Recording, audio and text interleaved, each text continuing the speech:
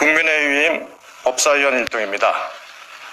지금 추미애 장관 등 법무부 관계자 5명에 대한 형사 고발과 관련된 기자회견을 하겠습니다. 저희 국민의힘은 오늘 추미애 법무부 장관 및 관계자를 업무상 과실, 중과실치사상, 직무유기 혐의로 검찰에 고발하고자 합니다.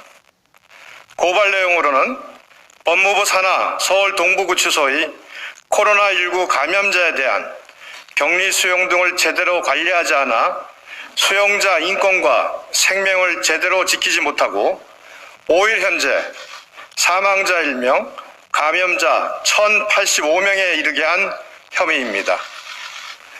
구체적으로 지난해 11월 27일 서울 동부구치소 직원 1명이 확진 판정을 받은 이후 서울 동부구치소는 역학조사 및 접촉자 분리를 제대로 실시하지 않고 전수조사 대응이 늦었으며 최초 확진자 발생 전 마스크도 지급하지 않았습니다.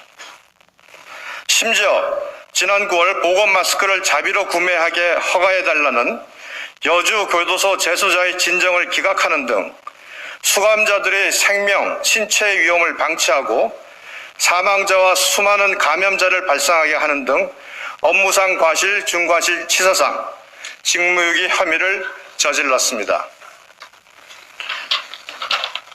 대구 신천지교회 확진자가 발생하자 검찰의 압수수색이 늦었다며 질책하던 추미애 장관은 도대체 무슨 역할을 하며 어디에 있었습니까?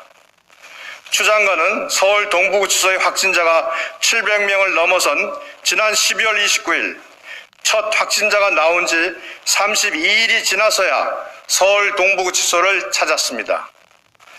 그 전날까지 추 장관은 윤 총장을 탄핵시켜야 한다는 여당 의원의 글을 SNS에 올리며 연일 윤 총장 찍어내기에 정신이 팔려 있었습니다. 아무리 감옥에 있는 재소자라지만 생명과 최소한의 인권조차 보장받지 못해서야 되겠습니까? 저희 국민의힘은 이번 추미애 장관의 검찰 고발을 통하여 수용자에 대한 코로나19 예방과 대응이 어떠했는지 명명백백히 밝혀지기를 희망합니다. 단 한 분의 국민이라도 어떠한 상황에 놓인 국민이라도 국민의 생명과 안전 그리고 인권은 철저히 지켜져야 한다고 생각하며 우리 국민의힘은 이를 지키기 위해 최선의 노력을 다하겠다는 말씀을 드립니다. 그리고 문재인 대통령과 추미애 법무부 장관의 윤석열 검찰총장 징계에 대한 직권 남용권에 대해서도 함께 검찰에 고발할 예정입니다.